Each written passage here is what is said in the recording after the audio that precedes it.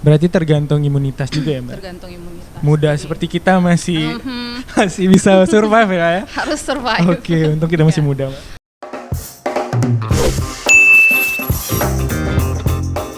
Oke, halo Sobat Hipo, selamat datang di Hits Himatek Bio Podcast. Finally kita comeback lagi nih. Setelah beberapa lama nggak muncul, pasti Sobat Hipo udah kangen dong sama kita. Dan terima kasih pada Sobat Hipo yang masih setia bersama kami. Dan di episode kali ini kita akan ngobrol sains dengan sederhana, dibawakan dengan seru pastinya. Dan bersama saya Wana sebagai podcaster. Nah, episode kali ini kita kedatangan tamu yang sangat spesial, jiwa muda, inovatif, dan memiliki banyak pengalaman yang luar biasa. Beliau menyelesaikan S1 di Universitas Kebangsaan Malaysia, Departemen Mikrobiologi, dan menyelesaikan studi master di University Putra Malaysia, jurusan Forest Disturbance Impact Evaluation, Microbial Ecology. Dan beliau merupakan pembimbing tim Ranting Kelor yang mendapatkan juara favorit pada PIMNAS 33 tahun 2020 lalu nih. Dan beliau juga merupakan reviewer nasional dalam kompetisi Pekan Kreativitas Mahasiswa 2021. Dan baru-baru ini juga beliau telah menyelesaikan International Training Program di University of Antwerp, Belgium. Wow, itu luar biasa. Nah, pengalamannya beliau udah nggak diragukan lagi nih, Sobat Hipo. Ya, langsung saja please welcome Mbak Riri. To be an honor Mbak bisa hadir ngobrol bareng Sobat Hipo nih. Terima kasih banyak Mbak atas kedatangannya. Ya. Gimana nih Mbak kabarnya hari ini? Alhamdulillah luar biasa. Selalu semangat ya Mbak. Yes. Kali ini kita akan ngobrol mengenai topik yang sangat happening semenjak 2019. Jadi kita pengen tahu alasan kenapa sih mutasi COVID-19 itu terus bermunculan setiap tahunnya nih Mbak. Nah, sebelum jauh ke sana mungkin kita coba kenalan dulu nih sama si COVID-19. Sebenarnya apa sih itu Mbak virus? Dia makhluk bagaimana dan apa sih yang ada di sana? Gitu. Gimana Mbak dari kacamata Mbak? Mungkin first of all tadi kan mungkin CV udah dibacain kayak gitu ya. Mungkin di sini saya juga menyebutkan bahwa saya ngajarnya mikrobiologi, basic saya mikrobiologi sama ngajarnya bioteknologi kesehatan dan farmasi. Nah, di sini mungkin itu kali ya eligible-nya kenapa saya diajakin nih ngobrol di Hipo. Nah, di sini virus itu sebenarnya mungkin pada saat SMA udah belajar ya. Virus itu makhluk yang agak membingungkan. Oh iya gitu iya. Ya. Kalau misalnya dia di luar sel hidup dia inaktif, tapi udah di dalam sel hidup dia bisa mereplikasi, memperbanyak diri, berkembang biak dengan sejadi-jadinya gitu. Sejadi-jadinya ya bahasanya. Jadi merupakan sebuah partikel gitu ya. Dia tuh partikel terus isinya itu DNA atau materi genetik, bisa DNA atau RNA.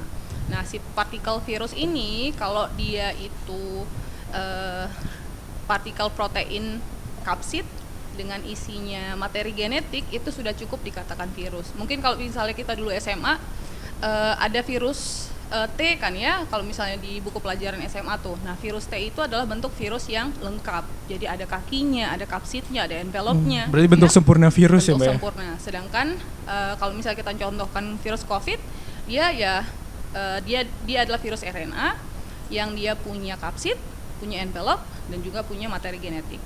Jadi materi genetiknya virus ini menentukan klasifikasi virus gitu. Ya, jadi ada virus Fox, ada virus adeno dan seterusnya. Ya, tergantung sama materi genetik. Oke. Berarti virus nih banyak macamnya ya Mbak? Banyak. Oke.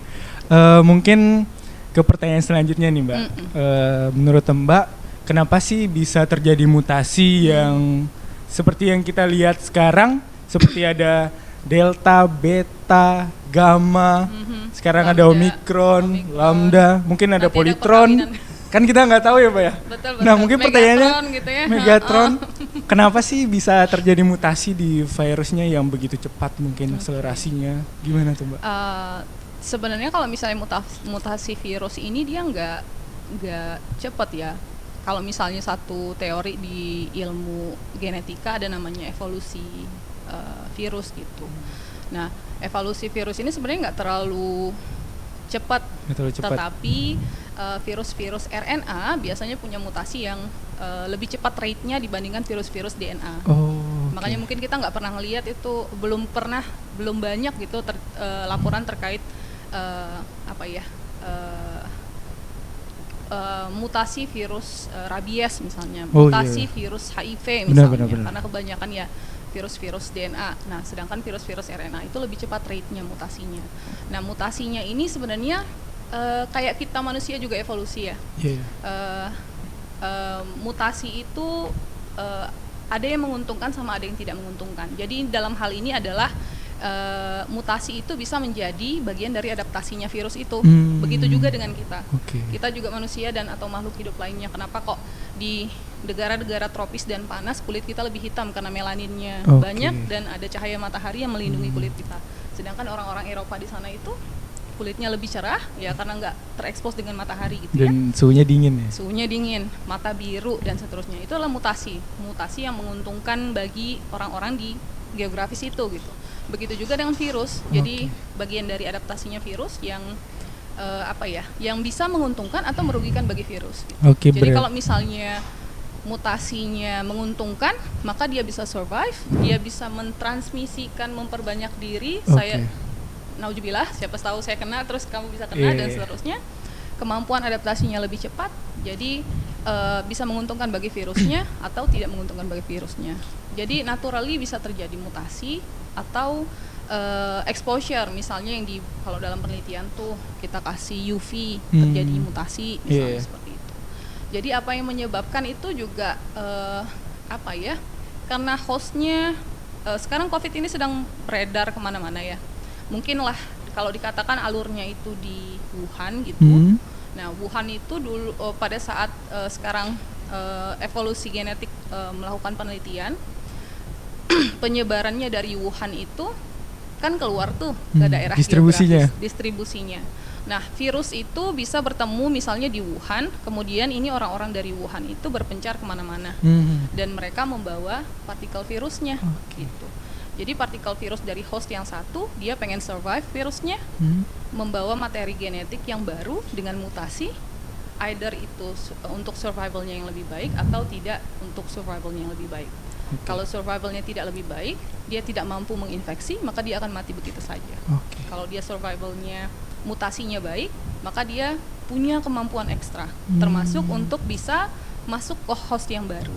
Jadi kalau terjadi mutasi, yang tadinya dari Wuhan misalnya mutasi X, ke tempat lain dia bisa jadi mutasi yang lain lagi. Ketemu host yang lain lagi dengan kondisi tubuh orang yang berbeda lagi. Jadi adaptasi lagi ya. Adaptasi lagi, mutasi lagi. Berarti bisa dibilang mutasi ini bisa terjadi juga karena penyebaran yang sangat cepat ke satu lain dan lain hal. Berarti perlu dijaga nih teman-teman agar tidak menyebarkan virus, agar mutasinya bisa berkurang. Jadi mungkin itu penting ya. Mungkin pertanyaan selanjutnya nih Mbak. Apakah setiap varian COVID-19 memiliki pengaruh berbeda-beda nih Mbak terhadap penyintas? Mungkin dari segi umurnya atau segi gender atau penyakit-penyakit yang udah diderita sebelumnya, mereka memiliki pengaruh nggak Mbak? Kalau terkhusus terkait dengan pengaruh antar varian yang berkaitan dengan yang tadi kamu sebut faktor umur, faktor komorbid, faktor gender misalnya, itu belum ada ya penelitiannya, karena biasanya orang nggak banyak yang terinfeksi multiple varian, jadi nggak terlihat seperti itu.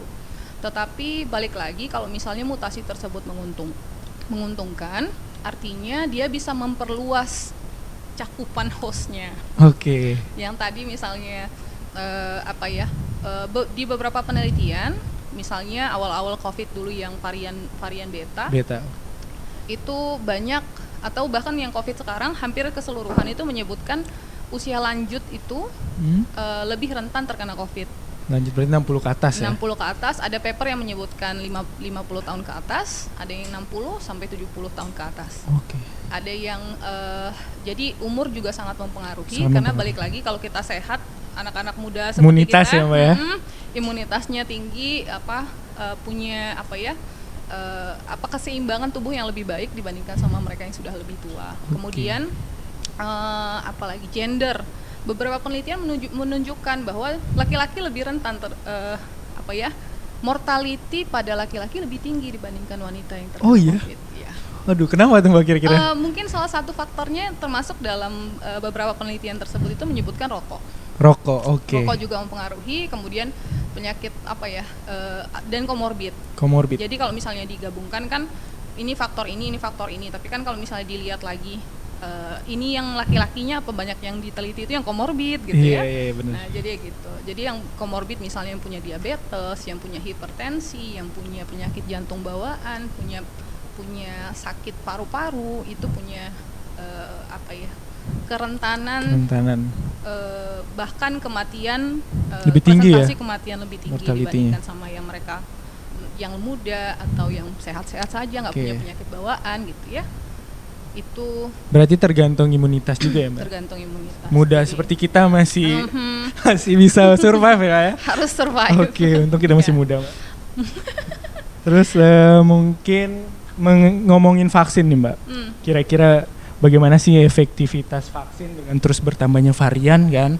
Apakah vaksin yang digunakan, ya kita tahu vaksin sekarang udah banyak, ada Pfizer, ada AstraZeneca dan lain. Apakah itu bisa mengcover untuk preventif untuk mencegah si COVID yang varian baru itu, Mbak, kira-kira? Sampai sekarang mungkin senjata yang kita punya itu cuma vaksin ya. Iya, vaksin. Sampai sekarang itu sih ya seperti itu gitu. Karena dan sekarang kan vaksin juga maksudnya ada dua jenis ya, ada yang attenuated sama yang mRNA. Maksud saya khususnya untuk yang COVID gitu. Nah, mRNA ini, vaksin yang basis mRNA ini ada keuntungannya. Keuntungannya dia bisa menggunakan kode spike protein. Spike proteinnya, oke. Jadi kalau misalnya sudah diidentifikasi nih varian A, B, C, nanti bisa digunakan protein spike-nya, sehingga bisa digunakan sebagai vaksin yang mengenali beberapa jenis protein spike. Jadi keuntungannya demikian. Itu yang pakai mRNA ya? Kalau attenuated kan berarti partikel full-nya nih, particle yang penting inactive virus gitu. Nah, jadi kan satu persatu gitu dia ya. Jadi ya kesulitannya kayak gitu. Jadi sebenarnya sampai sekarang itu vaksin lebih efektif dibandingkan tidak vaksin. Tidak vaksin. Ya. Jadi jangan lupa vaksin ya teman-teman untuk menghindari hal yang tidak diinginkan. Oh ya, kita juga ada vaksin di kampus nih, Mbak ya. Lagi ada vaksin untuk vaksin booster. 1, 2 dan booster juga bisa. Jangan sampai ketinggalan tuh info-info begitu. Jadi begitu, jadi vaksin tetap jadi senjata, dan walaupun dengan adanya mutasi yang terjadi, vaksin masih tetap melindungi dari mutasi yang sudah existing gitu. Jadi kalau kita tidak mendapatkan vaksin, biasanya kan kalau belajar imunologi kan kayak gitu ya, infeksi pertama atau respon innate-nya itu masih namanya juga baru pengenalan, reaksinya bisa lebih parah. Kan ya. Sedangkan kalau vaksin itu dia men-trigger memori, sehingga antibodinya sudah terhasil. Jadi kalau misalnya ada infeksi beneran terjadi, sudah ada antibodinya gitu, sudah ada senjata di dalam tubuh gitu. Walaupun kita juga punya senjata sendiri dari imunitas kita gitu. Jadi ya tetap vaksin sih. Berarti setidaknya bisa menurunkan mortality atau hospitality. Mungkin kita bisa kena tapi nggak sampai dibawa ke rumah sakit untuk isoman. Jadi kita udah punya memori kan yang tadi. Terus mungkin kalau misalnya ditambah lagi, tadi kayak misalnya efektivitasnya vaksin karena varian, ya mungkin aja turun kalau kita nggak vaksin. Karena yang tadinya kalau misalnya virus tersebut itu efektif dengan varian yang ada, maka virus tersebut itu tidak akan berkembang biak toh, karena nggak punya host. Benar. Jadi bisa menghentikan lajunya COVID. Tapi kalau misalnya kita nggak vaksin, kita belum terlindungi, jadi dia bisa bermutasi lagi dan bisa menimbulkan varian-varian baru lagi, dan mungkin vaksin yang ada itu tidak efektif lagi gitu. Jadi memang makanya ditingkatkan vaksinasi itu baik sekali, mungkin lebih ke arahnya ke awareness kali ya, dibandingkan harus jadi syarat administratif. Tapi ya sudahlah. Berarti juga vaksin bisa mencegah ini ya, mutasi yang tadi ya, Mbak ya. Betul. Yang terlalu cepat sehingga orang-orang sekarang panik ya dengan hashtag Hayati Lelah. Sampai sekarang orang udah lelah dengan pandemi. Betul. Jadi kalau misalnya jadi pakai vaksin gitu ya udah ada jaketnya gitu loh. Oh Jadi iya. dia Jadi udah- nggak kalau musim hujan nggak kedinginan. Iya, jadi kalau Oke. pilek-pilek dikit dia juga udah cepet redanya gitu dibandingkan sama yang mereka nggak vaksin. Iya iya gitu iya ya. iya iya. Oke, COVID emang seru banget ya kalau dibahas Mbak ya. Masih banyak yang bisa dikulik. Mungkin kita pertanyaannya ini mewakili mahasiswa nih Mbak, mahasiswa biotek. Iya. Bagaimana sih kira-kira yang bisa kita lakukan dalam upaya gotong royong COVID-19 nih Mbak? Kira-kira apa usaha yang bisa kita lakukan untuk support pemerintah dan dunia untuk mengatasi COVID ini biar dunia itu damai dari COVID? Kira-kira gimana tuh? Dari COVID. Sebenarnya mungkin ini jadi pertanyaan global kali ya. Iya benar. Jadi ya mungkin di sini karena yang lebih dekat pada mahasiswa biotek, upaya yang paling baik itu apalagi anak muda sekarang ya, Iya. awareness. Kayak kita Mbak yang muda. Iya. Oke lah, jiwa muda nih. Awareness itu kayaknya lebih baik karena kayaknya kalau misalnya kita awarenessnya tinggi gitu kita saling care satu sama lain gitu. Oh misalnya ini udah dengan jarak yang baik ya penonton. Jauh banget ini penonton Iya. semua. Jadi kalau misalnya pakai masker misalnya itu ditingkatkan lagi awarenessnya Oke. gitu. Dalam awareness sih lebih penting karena jadi kegiatan jadi usaha bersama gitu kayak kamu Oke. sebut tadi gotong royong. Awareness. Jadi kayak misalnya dia flu dikit, mungkin bukan demam yang COVID atau seperti apa, tapi setidaknya kesadaran diri. Oh iya, saya nggak usah masuk kampus dah hari ini karena terlalu begini gitu. Atau pakai masker setidaknya kalau memang merasa oh ini bukan COVID sih atau gimana gitu. Karena sekarang kan orang udah terlalu santai ya dengan segala Iya benar. kedemaman yang ada masuk aja terus ternyata besok temennya demam lagi gitu. Iya, flu biasa Flu dibilang. biasa gitu ya, nggak apa-apa flu biasa tapi ya Berarti awareness tadi penting ya. Iya, Berarti bisa penting. pakai hashtag saling jaga nih. tuh Ya, mantap. setuju mantap. Setuju. Oke. Cuci tangan Cuci ya tangan. kayak gitu. 3M itu sebenarnya udah jadi langkah yang baik tapi mungkin awarenessnya masih kurang ya di antara masyarakat kita gitu. Apalagi kalau kamu ke pasar nah. Aduh. Kebetulan saya setiap minggu ke pasar sih Oh Mbak. mantap. Sama teman kosan. Ya gitu. Oke. Info yang sangat menarik. Info sangat benar. Informatif sekali. Mantap sekali. Kemudian mungkin kalau mengenai ini Mbak, mungkin teman-teman yang masih sekarang semester akhir gitu kan, mungkin bisa jadi opsi untuk ngambil topik riset mungkin mengenai Betul, COVID. betul. Oh nice. Mungkin bisa ya? Iya, silakan abdikan diri Anda kepada sains. Ya, Masya Allah. Jadi mungkin kayak gitu juga kali ya. Karena sekarang kan ternyata kita sudah melalui beberapa pandemi loh ya. Iya benar. H1N1, H111 kah berapakah itu? Iya. Flu babi dari flu babi, Flu burung. Ini sekarang udah pakai SARS juga SARS, gitu benar. ya.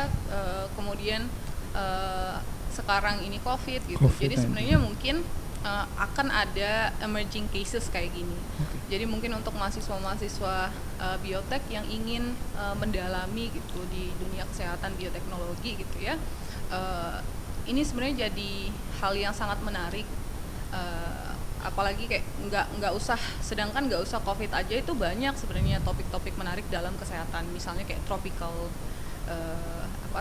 disease gitu ya. Nah sekarang kalau misalnya ada emerging cases kayak gini, artinya mungkin saja ada prediksi untuk jadi ada pandemi-pandemi berikutnya. Iya benar-benar. Nah evolutionary genetic bisa ke arah sana untuk melihat tracknya, karena ternyata ya kayak gini mutasi COVID kayak gini jadi kelihatan tracknya. Oh yang dari Wuhan itu menyebar kemana-mana berdasarkan genetiknya virus itu terlihat. Iya. Ini penyebarannya di mana? Misalnya ada kasus di Wuhan sama kasus di Meksiko sama kasus di Brazil. Ini gimana nih secara genetiknya mereka? Berarti bisa di mapping lewat genetik tadi ya? Betul, makanya kayak misalnya kemarin ada penjelasan dari saya lupa Ilmuwan Indonesia yang menyebutkan bahwa sekarang mungkin penyebarannya sudah endemi di Indonesia. Udah endemi. Jadi penyebarannya udah di sekitar Indonesia terus nih gitu.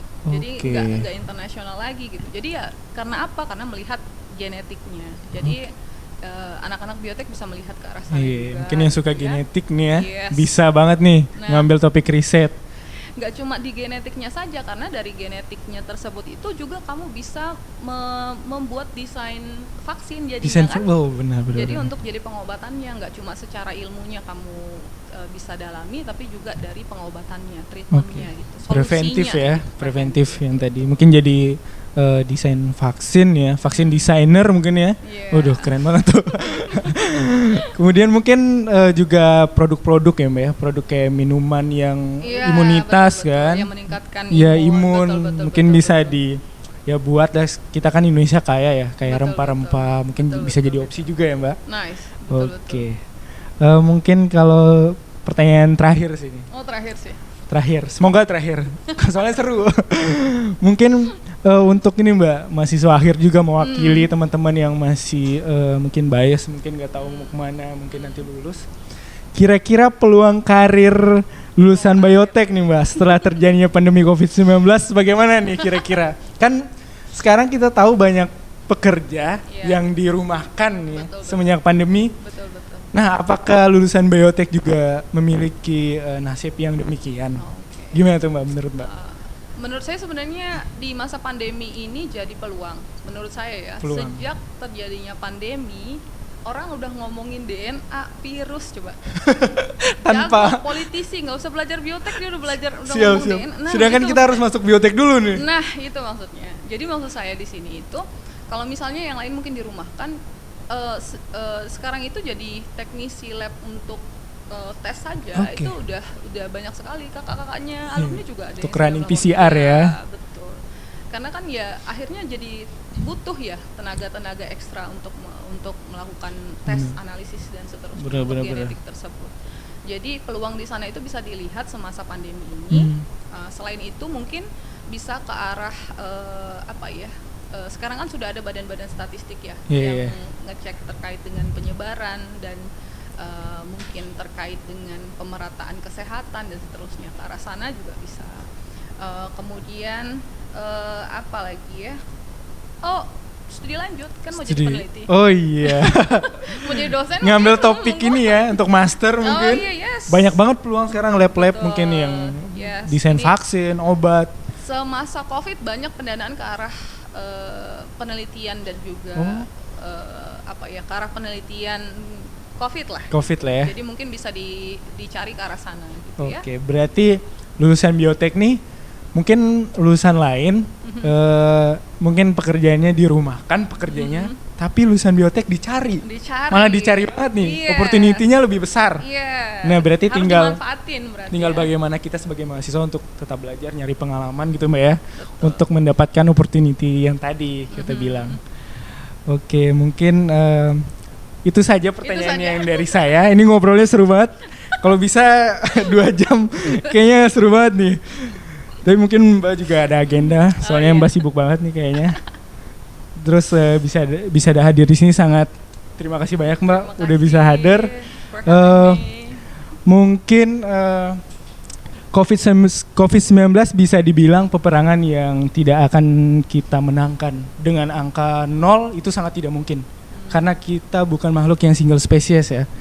Kemudian kita harus sadar diri, kita ini adalah holobiont. Alias kita ini semesta sendiri, di mana setengah dari badan kita adalah bakteri, jamur, dan virus itu sendiri. Jadi kita sebenarnya nggak perlu terlalu takut. Kita harus berdamai dengan COVID-19 dengan cara mungkin perketat prokes ya Mbak, dan selalu menjaga pola hidup sehat tentunya. Itu nggak bisa ditawar-tawar lagi tuh. Ini jadi perhatian kita semua. Nah, kemudian ini di episode kali ini ada event yang sangat menarik nih. Event. Jadi caranya itu mudah banget. Sobat Hippo cukup dengan memberikan komentar terbaik pada postingan episode kali ini dengan tambahan hashtag saling jaga tadi untuk meningkatkan awareness kita, dan pada postingan episode kemudian jangan lupa untuk follow official account dari HITS Himatek Bio Podcast di hits.uts. Sobat Hippo yang beruntung akan mendapatkan giveaway menarik nih Mbak. Dan jangan lewatkan, Mbak juga bisa ikut. Oh yes. Dan sekali lagi Thank you so much Mbak udah hadir dan sangat menarik dan daging semua sih pembicaraannya. Malum anak muda ya, obrolannya seru. Kemudian terima kasih juga untuk Sobat Hipo yang setia dengerin kita. Dan sampai jumpa di episode selanjutnya. Saling jaga. Saling Bye. jaga.